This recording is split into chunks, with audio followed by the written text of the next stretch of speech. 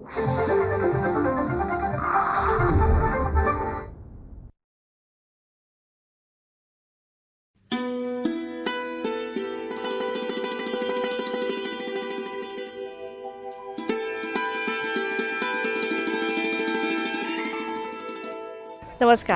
रयतेचा दरबारमध्ये आपणा सगळ्यांचं हार्दिक स्वागत. निरनिराळ्या सकारात्मक प्रयत्नांची माहिती आपण आपल्या ह्या कार्यक्रमातून करून घेत असतो, ज्याला उत्तम प्रतिसाद आम्हाला मिळत आहे त्याबद्दल अनेक अनेक धन्यवाद. मंडळी, त्याच अनुषंगाने मागच्या भागासाठी सुद्धा खूप छान प्रतिसाद आम्हाला मिळाला, कारण मागच्या भागामध्ये आपण जमिनींबाबतचे कायदे आणि वादविवाद याविषयी आपण जाणून घेतलं होतं आणि ते समजून घेत असताना समाजामध्ये किती प्रकारची लोक आहेत हेही आपण समजून घेतलेलं होतं आणि त्या बाबतीमध्ये आम्हाला अनेक मेसेज आलेत, मेल आलेले आहेत आणि त्या सगळ्यांचं म्हणणं असं आहे की रयतेचा दरबारमधून तुम्ही जी वस्तुनिष्ठ माहिती सांगता ना, त्यामुळे आमच्या मनामध्ये ज्या अनेक शंका कुशंका असतात ना, त्या सगळ्या दूर होतात. मंडळी, हेच असतं. आपण जर का एखाद्या गोष्टीची सर्वांगीण, सर्वंकष आणि विश्वासार्ह माहिती घेतली ना, तर त्या माहितीकडे बघण्याचा आपला दृष्टिकोन नक्की बदलू शकतो आणि ह्याच अनुषंगाने आम्ही विविध विषयांवरची माहिती आपल्यापर्यंत नित्य पोचवत असतो. मात्र आम्ही ही जी माहिती तुम्हाला सांगतोय ना, ही माहिती इतरांपर्यंतसुद्धा आपण सगळ्यांनी पोचवायला पाहिजे. त्यासाठी एकमेकांना मदत करू, एकमेकांची काळजी घेऊया आणि सगळ्यांचं जगणं समृद्ध करूया. त्यासाठीच रयतेचा दरबार.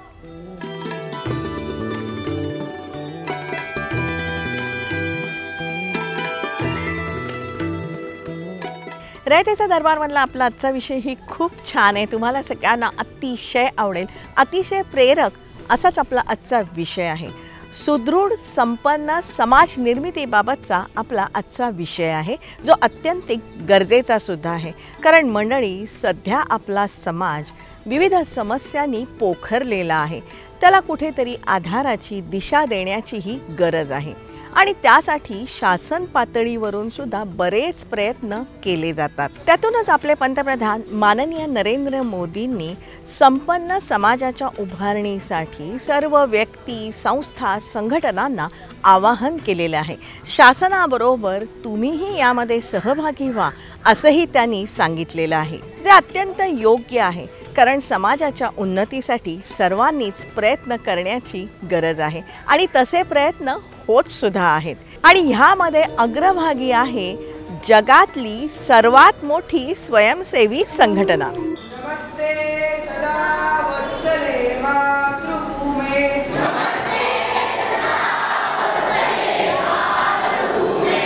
मया हिंदुभूमे सुखं वर्धितोऽहम्,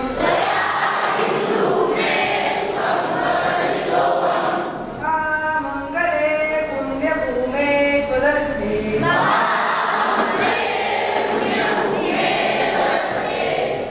आपल्या जीवनामध्ये, व्यक्तिगत जीवनामध्ये, कौटुंबिक जीवनामध्ये, आपल्या सामाजिक जीवनामध्ये, आपल्या आजीविकेच्या ठिकाणी या गुणवत्तेचं आचरण, या गुणवत्तेने बोलणं, या गुणवत्तेने विचार करणं आपलं झालं पाहिजे. तर विश्वगुरु भारत व्हायला फार वेळ लागणार नाही. 20-1 वर्षात आपण ते स्थान गाठू शकू. कारण भौतिक प्रगती होते आहे, नैतिक प्रगती व्हायला पाहिजे. हे जर आपण करू तर विश्वगुरु भारत ही केवळ घोषणा राहणार नाही, हे केवळ स्वप्न राहणार नाही, ते प्रत्यक्ष साकार झालेलं आपण पाहू. विवेकानंदांनी म्हटल्याप्रमाणे सृष्टीच्या गुरुपदावर, त्या सिंहासनावर आरूढ होऊन आपली भारत माता उभयकरांनी सर्व जगाला अभय प्रदान करते आहे. हे दृश्य मला माझ्या दृष्टीने स्पष्ट दिसत आहे. त्यांच्या दिव्य चक्षुंनी, ज्ञानचक्षुंनी त्यांनी ते पाहिलं. आपण हे जर करू तर आपल्याला ते आपल्या चर्मचक्षुंनी पाहायला मिळेल. राष्ट्रीय स्वयंसेवक संघ RSS आपला संघ 100रीचा झालेला आहे. ह्या वर्षी संघ 101व्या वर्षामध्ये पदार्पण करत आहे. 1925 साली विजयादशमीच्या मुहूर्तावरती नागपूरला सुरुवात झाली. तारखेप्रमाणे म्हटलं तर 17 सप्टेंबर 1925 अशी होती. तिथीप्रमाणे विजयादशमी होती. जवळजवळ 100 वर्षाचं आता चालू आहे असं म्हटलं तर चालेल. आणि 17 सप्टेंबर धरलं तर 101 वर्ष लागलं आहे. तसं एक कारण जर म्हटलं या विषयाच्या संदर्भात सांगायचं झालं तर संघ स्थापन झालं त्यावेळेसची जी भूमिका होती डॉक्टर केशवराव हेडगेवार जे संस्थापक होते त्यांची, की व्यक्ती निर्माण केल्याशिवाय या देशाचं काही भलं होणार नाही अशा प्रकारची एक भूमिका घेऊन मग व्यक्ती निर्माणाचं काय करता येईल, कसं करावं अशा प्रकारचं चिंतन त्यांचं चालू होतं. त्या चिंतनामध्ये जे जे सापडलं त्याच्यात त्यांनी संघाचं एक मॉडेल शाखा या स्वरूपात असं उभं केलं. कुठला तरी एखादा महापुरुष अवतार घेईल आणि आपला उद्धार करेल अशी ही जी काही अगतिक मानसिकता समाजाची होती त्या काळात, ती दूर करून डॉक्टरांचं म्हणणं होतं की संपूर्ण समाजात एक ऊर्जावस्था ही निर्माण केली पाहिजे. सर्वसामान्य माणसाचा स्तर हा उंचावला पाहिजे. आणि नेत्यांमध्ये आणि कार्यकर्त्यांमध्ये त्यांचं म्हणणं असं असायचं की कार्यकर्त्याप्रमाणे वागण्याची तयारी नेत्याची असायला पाहिजे आणि नेता होण्याची क्षमता ही कार्यकर्त्यामध्ये विकसित व्हायला पाहिजे. अजून एक महत्त्वाचा साक्षात्कार संघ स्थापनेपूर्वी डॉक्टरांना झाला. हिंदुत्व हाच या देशाचा प्राणवायू आहे, हिंदू समाज हाच या देशाचा कणा आहे हे डॉक्टरांनी ओळखलं. आणि म्हणून जात पात प्रांत पंथ भाषा गरीब श्रीमंत असे सगळे भेद बाजूला सारून संपूर्ण हिंदू समाजाचं संघटन केलं तरच या देशाला बरे दिवस येतील असं डॉक्टरांचं ठाम मत होतं. आणि हेच एकमेव ध्येय संघ स्थापन करताना त्यांनी संघासमोर ठेवलं. शाखा हा संघाचा प्राण आहे, ज्यामध्ये संस्कारांची रुजवात करण्यात येते. तर संघाच्या शाखेत जायला लागल्यानंतर तिथे जे विषय होतात, जे विचार मांडले जातात, जे सांगितलं जातं, देशाचा इतिहास, देशात होऊन गेलेली असामान्य व्यक्तिमत्व, आपले श्रेष्ठ पूर्वज, माहिती, आपल्या देशाचं वैशिष्ट्य, आपली श्रेष्ठ भारतमाता, हे सगळं ऐकता आणि अशात यापूर्वी होऊन गेलेल्या शेकडो वर्षातल्या त्यागी तपस्वी लोकांचं उदाहरण ऐकल्यानंतर वाटायला लागतं मनामध्ये आपल्याला आपणही अशाच प्रकारचं काम करावं आणि या मार्गाने या पद्धतीने हे आपण करू शकतो आणि ते प्राप्त करू शकतो हा विश्वास मनात यायला लागतो आणि तो हळूहळू वाढायला लागतो. शिक्षण संपेपर्यंत बहुसंख्य तरुणांच्या मनामध्ये हा विचार येतो की जीवनातली काही वर्षे तरी काय होईना आपण अशा प्रकारचं काम करू. साधारण आज देशभरात 1 लाखाच्या वर गावांमध्ये काम आहे. आता 1 लाखाच्या वर गावांमध्ये जर असं दैनंदिन चालणारं काम असेल तर ते एका विशिष्ट समाजाने चालणारच नाही, शक्यच नाही. ते सर्व समाजाचंच प्रतिनिधित्व त्याच्यात असतं. ह्या अशा संस्कारांमधून संघानं चारित्र्य संपन्न, ध्येयवादी, शिस्तप्रिय, सेवाभावी, समर्पित अशा अनेक पिढ्या घडवल्या. त्याला 100 वर्षांचा झळाळता इतिहास आहे. आणि म्हणूनच मंडळी, आज आपण RSS म्हणजे नेमकं काय, त्यांची शिकवण काय असते, त्यांचे संस्कार काय असतात, त्यांची वैशिष्ट्य काय आहेत, त्यांचं शिस्तपालन कसं आहे, त्यांचा सेवाभाव कसा आहे, हे समजून घेणार आहोत. त्याचबरोबर त्यांच्या ह्या अमाप यशाचं नेमकं इंगित काय आहे तेही आपण जाणून घेणार आहोत. कारण मंडळी, आज जगभरामध्ये RSSच्या अनेक स्वयंसेवकांनी स्वतःची नाममुद्रा उठवलेली आहे. तर संघाचं पहिलं वैशिष्ट्य आहे संघाची शाखा. त्या संघाच्या शाखेतनं अनेक कार्यकर्ते निर्माण झाले. दुसरं संघाचं वैशिष्ट्य म्हणजे संघाचा गुरु. संघाचं वेगळेपण हे आहे की संघामध्ये व्यक्तिपूजा नाही, त्यामुळे कुठलाही व्यक्ती संघात गुरु नाही. संघाचा गुरु आहे तो भगवा ध्वज. संघ ज्यावरनं ओळखला जातो असं एक वैशिष्ट्य म्हणजे शिस्तपालन. संघाचं आणखी एक वैशिष्ट्य की स्वतः उदाहरण तयार करणं. म्हणजे अनेक गोष्टी अशा असतात की नुसत्या सांगितल्या जातात, पण त्या स्वतः अनुकरण करणं आणि आपल्याद्वारे उदाहरण स्थापित करणं हे संघामध्ये सार्वत्रिक आपल्या सर्वांना दिसतं. प्रचारक व्यवस्था हे एक संघाचं वैशिष्ट्य आहे. संघाचा कार्यकर्ता मी या जातीचा असं सांगणार नाही, कारण संघामध्ये असं शिकवलं की जात आम्ही सांगायची नाही. मी संघामध्ये जात विचारली पण जात नाही, जात सांगितली पण जात नाही. त्यामुळे जाती विरहित समाज असेल तर तो हिंदुत्वाचा समाज आहे आणि हे हिंदुत्वाचं लेणं राष्ट्रीय स्वयंसेवक संघाने आपल्या संपूर्ण देशाला दिलेलं आहे. समाजाची बांधणी करत असताना ती आईच्या मायेनं करावी ही संघाची शिकवण आहे. सर्वेशाम अविरोधेनं, कोणालाही विरोध न करता डोक्यावर बर्फ, तोंडात साखर आणि पायाला चक्र असं आपण काम करत राहू. प्रतिशोध, प्रतिउत्तर, प्रतिक्रिया असं कुठलंही करायचं नाही. आणि मला समाज जोडायचा असेल, डॉक्टर हेडगेवारांनी सांगितलं, मला समाज जोडायचा असेल तर मायेच्या ममतेने जोडला पाहिजे. मंडळी, संघाच्या जन्मापासूनच संस्कार असतील, समर्पण, शिस्तबद्धतेबरोबरच सेवा कार्य हा संघाचा अविभाज्य भाग आहे. प्रत्येक आपत्ती संकटामध्ये संघाचे स्वयंसेवक घटनास्थळी पोचून लगेच मदतही सुरू करत असतात. सेवा कार्याचे 2 पैलू प्रामुख्यानं लक्षात येतात. एकतर आपत्कालीन सेवा, ज्या ज्या वेळेला नैसर्गिक आपत्ती येते त्या त्या वेळेला संघाचे स्वयंसेवक काम करतात.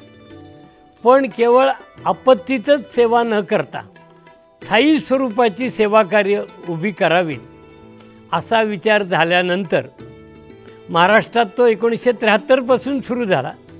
संघात 1989 साली सेवा विभाग प्रत्यक्ष सुरू झाला, मी मगाशी म्हटलं. तर अशी स्थायी स्वरूपाची सेवा कार्य ही प्रामुख्याने केली जातात. त्या 4 क्षेत्रांचा जर विचार केला तर शिक्षण, आरोग्य, स्वावलंबन आणि सामाजिक सेवा कार्य अशा 4 क्षेत्रात आत्ता देशभराचा जर आपण विचार केला तर 90,000पेक्षा अधिक सेवा कार्य ही संघाचे स्वयंसेवक हे स्वयंप्रेरणेनं करतात असं आपल्या लक्षात येते. महाराष्ट्रात 16,000पेक्षा अधिक सेवा कार्य ही महाराष्ट्रात चालतात. त्यामुळे आपण पाहतो जिथे जिथे संकट येतं, समस्या येते, सगळ्यात धावून जाणारे पहिल्यांदा स्वयंसेवक असतात आणि शेवटून परत येणारे स्वयंसेवक असतात. हे या समाजाच्या बांधणीमुळेच झालेलं आहे. मंडळी, 17 सप्टेंबर 1925मध्ये डॉक्टर केशव बळीराम हेडगेवार यांनी नागपूरमध्ये RSSची स्थापना केली. या घटनेला 100 वर्ष पूर्ण झाली आहेत. हा दैदिप्यमान इतिहास आपण जाणून घ्यायलाच पाहिजे. संघाच्या जडणघडणीमध्ये गोळवलकर गुरुजींचं असीम योगदान आहे. त्यानंतर बाळासाहेब देवरस, राजेंद्र सिंह उर्फ रज्जू भैया, KS सुदर्शन आणि आता मोहन भागवतजी यांनी संघाची यशोपताका दुमदुमत ठेवली आहे. संघाच्या ऐतिहासिक वाटचालीतले काही महत्त्वाचे टप्पे आहेत. 42चं आंदोलन सुरू झालं आणि त्या 42च्या आंदोलनात संघाने भूमिका काय घ्यावी, कारण पहिल्या दिवसापासून संघाने आपलं उद्दिष्ट स्वातंत्र्य हे घोषित केलं होतं, प्रतिज्ञा घेत असत स्वयंसेवक. मग या उद्देशाने जर आपण काम करतो तर या आंदोलनात आपण काय करावं. त्यावेळी झालं होतं असं की गवालिया टँकला 9 ऑगस्टला जी सभा झाली, ती सभा झाल्यावर लगेच काँग्रेसच्या सगळ्या प्रमुख पदाधिकाऱ्यांनी इंग्रजांनी अटक केली. कोणी बाहेर ठेवलंच नाही. आंदोलन ऑर्गनाईज करायचं कोणी. पूर्णपणे अनियंत्रित असलेल्या एखाद्या आंदोलनामध्ये सगळी संघटनाची शक्ती ओतायची की नाही, जी आत्ता मुळातच निर्माण होते आहे. आणि गुरुजींनी सगळ्या स्वयंसेवकांना सांगितलं की संघ हे आंदोलन लीड करायच्या मागे काय लागणार नाही, पण संघाच्या सर्व स्वयंसेवकांनी ज्यांना जे जे मदत करता येईल त्या आंदोलनामध्ये त्यांनी करावी.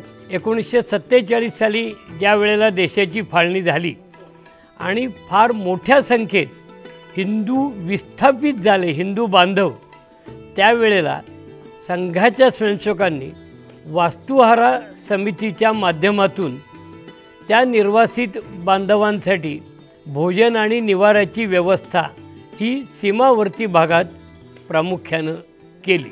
पूर्व आणि पश्चिम पाकिस्तानमध्ये खूप मोठ्या प्रमाणावर हिंदूंच्या कत्तली सुरू झाल्या होत्या. त्यांच्या स्त्रिया पळवल्या जात होत्या, संपत्ती लुटली जात होती. त्यांना संरक्षण देणं आणि भारतात परत आणण्यासाठी मदत करणं हे काम मोठ्या प्रमाणावर संघ स्वयंसेवकांनी केलं. गुरुजींनी सगळ्या आयुष्यामध्ये 2च वेळा संघ स्वयंसेवकांना संदेश दिला, आदेश दिला म्हणायला हरकत नाही. एक आदेश यावेळी दिला की कुठल्याही परिस्थितीत शेवटचा हिंदू आपल्या गावातून सुरक्षितपणे बाहेर निघेपर्यंत गाव सोडायचं नाही.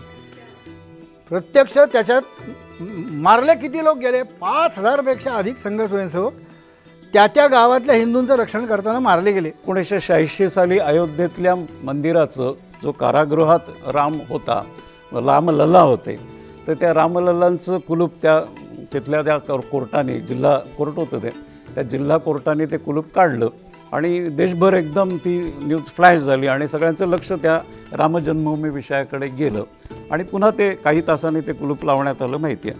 मग हे रामलल्लाचं जन्मस्थान असल्यामुळे आणि प्रभू रामचंद्र हे आमचे आदर्श असल्यामुळे, ज्यांचं संविधानात पण चित्र आहे, तर त्यांचं जन्मस्थान हे मुक्त झालं पाहिजे. हे आंदोलन मग अभियान उभं राहिलं. या अभियानासाठी मोठी जनजागृती करण्यात आली.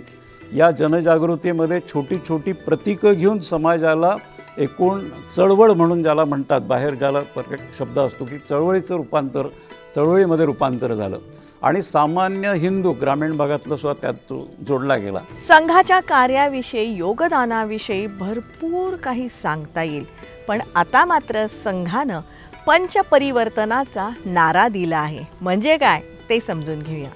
पंचपरिवर्तन असा विषय आहे. पंचपरिवर्तनाचा विषय करत असताना आपल्याला लक्षात येतं की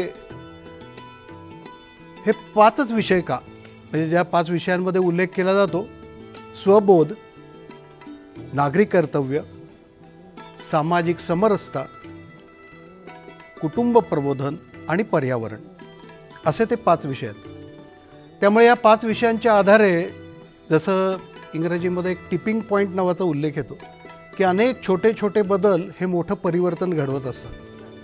म्हणून या दृष्टीने आवश्यक असलेल्या या 5 बिंदूंना संघाने शताब्दीच्या कालावधीत प्राधान्य द्यायचं ठरवलेलं आहे. आपल्या सगळ्यांना वाटेल की हे 5 बिंदू काय आहेत, तर हे सहज, सोपे, सरळ आणि आपल्या दैनंदिन जीवनात आचरणात आणण्यासारखे बिंदू आहेत. त्यामुळे या बिंदूंचा आग्रह आहे. दुसरा प्रश्न स्वाभाविक येतो की आत्ताच का, जसं म्हटलं होतं की आपला भारत देश हा तरुणांनी मुसमुसलेला आहे, youngest nation with the oldest civilisation असं त्याचं वर्णन केलं जातं.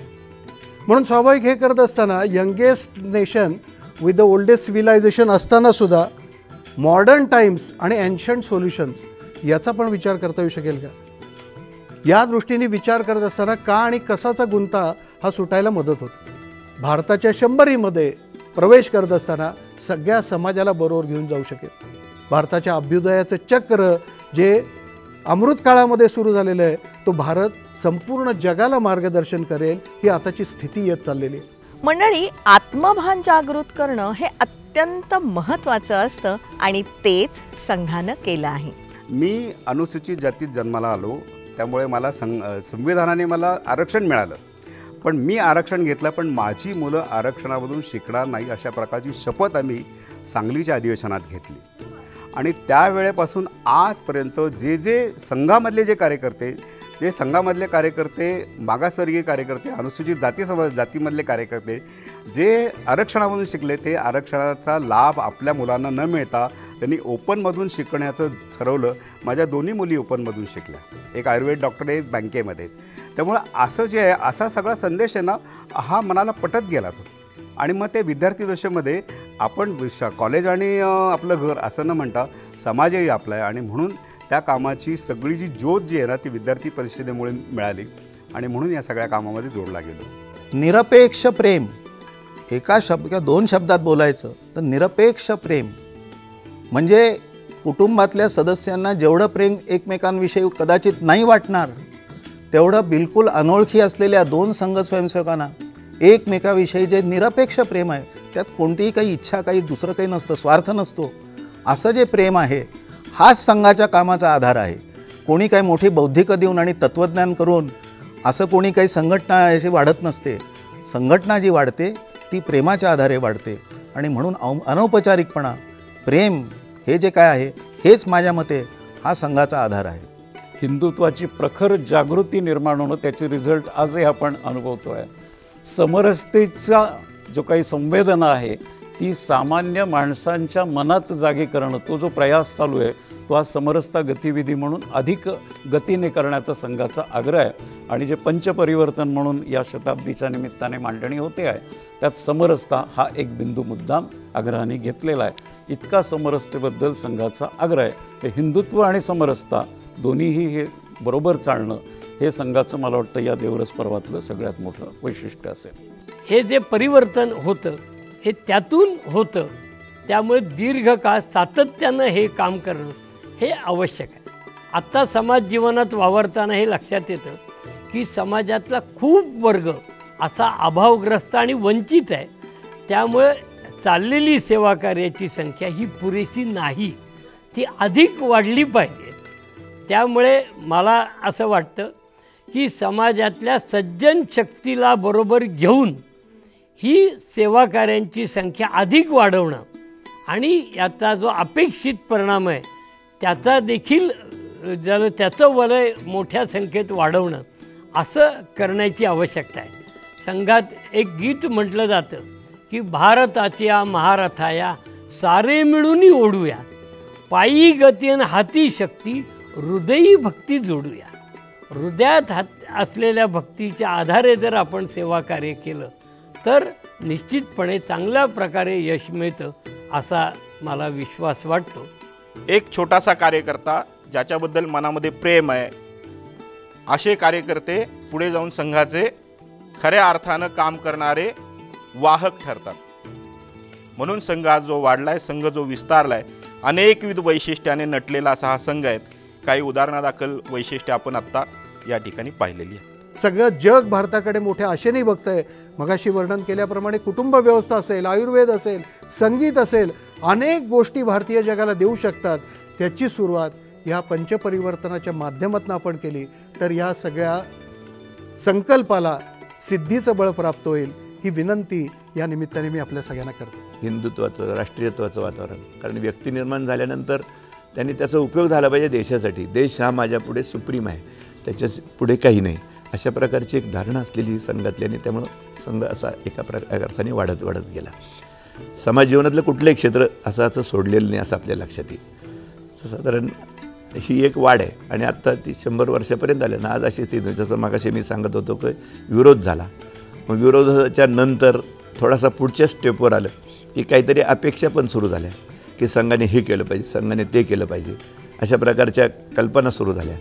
मग जे संघाच्या रचनेत बसता येईल, करता येईल ते केलं आहे. आणि आज आपल्या लक्षात येईल की कुठल्याही जीवनामध्ये, सामाजिक जीवनात आपल्याला संघाच्या स्वयंसेवकांनी उभं केलेलं काम. संघ काही करणार नाही ही भूमिका सुरुवातीपासून, पण स्वयंसेवक काही सोडणार नाही ही पण भूमिका होती. कारण एकदा तयार झालेला स्वयंसेवक कुठेही जाईल जीवनात आणि मग आपल्या लक्षात येईल त्यांनी ते अनेक प्रकारचे निर्णय असे उभे केले असं जाणवतं. ही जशी एक वाढ आहे तसं संख्यात्मक दृष्टीने पण बेसिक जे काम आहे ते पण मात्र चालू ठेवणं. म्हणजे संघाची शाखा आहे, त्या शाखेच्या आधारातून तिथल्या ज्या 1 तासाच्या कल्पनेतून जे काही निर्माण होतं, स्वयंसेवक व्यक्ती निर्माण ज्याला आपण म्हणतो, देश, राष्ट्र, प्रेम, तशा प्रकारची त्याची धारणा तयार झाल्यावर तो जातो. ते मात्र सातत्याने चालू राहील अशा प्रकारची एक रचना. आपला देश, आपली माती, आपल्या धर्माशी इमान राखून देशप्रेम, चारित्र्य संपन्नता, सेवाभाव, शिस्तप्रियता, संस्कृती परंपरांना जपणारा, आरोग्य संपन्न, विचारी, संस्कारक्षम समाज घडवणाऱ्या राष्ट्रीय स्वयंसेवक संघाची यशोगाथा आपण समजून घ्यायलाच पाहिजे. वस्तुनिष्ठ माहिती ही संवादाची पहिली पायरी असते. त्यातून सकारात्मकताच वृद्धिंगत होत असते. आणि मंडळी, आज आपल्या समाजासाठी सकारात्मकतेचीच गरज आहे. त्यासाठी RSS किंवा राष्ट्रीय स्वयंसेवक संघाच्या शताब्दी निमित्त हृदयापासून आपण त्यांना अनेक शुभेच्छा देऊया. याच अनुषंगाने आपला आजचा भाग तुम्हाला कसा वाटला हे तुम्ही जरूर आम्हाला कळवा. संपर्कासाठी आमचा पत्ता आहे रयतेचादरबार@gmail.com. आमच्याशी संपर्क साधा. तुमच्याकडे काही माहिती असेल, प्रश्न असतील, सूचना असतील तर तुम्ही आमच्यापर्यंत नक्कीच पोचवा. रयतेचा दरबारमधले हे जे सगळे एपिसोड आहेत ना, हे तुम्ही वारंवार बघू शकता आमच्या यूट्यूब चॅनलवरून. जनतादरबार.zd आणि रयतेचा दरबार या दोन्ही नावांनी आमची यूट्यूब चॅनल आहेत जी तुम्ही सबस्क्राईब करण्याची गरज आहे. रयतेचा दरबार आम्ही प्रसारित करत असतो दर सोमवारी रात्री 9 वाजता सह्याद्री वाहिनीवरून. सोमवारचाच हा एपिसोड आम्ही पुन्हा प्रसारित करत असतो दर शनिवारी सकाळी 8 वाजता सह्याद्री वाहिनीवरून. सोमवार रात्र 9, शनिवार सकाळ 8 हे दोन्ही एपिसोड तुम्ही लाईव्ह बघू शकता सह्याद्री वाहिनीच्या फेसबुक पेजवरून. जरूर बघत राहा, कारण आम्ही ही जी माहिती तुम्हाला सांगतोय ना, या माहितीच्या उपयोगामुळे अनेकांचे लाभ होत आहेत किंवा होऊ शकतात. मात्र त्यांच्यापर्यंत ही माहिती आपण सगळ्यांनी जरूर पोचवायला पाहिजे. त्यासाठीच एकमेकांना मदत करू, एकमेकांची काळजी घेऊया आणि सगळ्यांचं जगणं समृद्ध करूया. त्यासाठीच रयतेचा दरबार.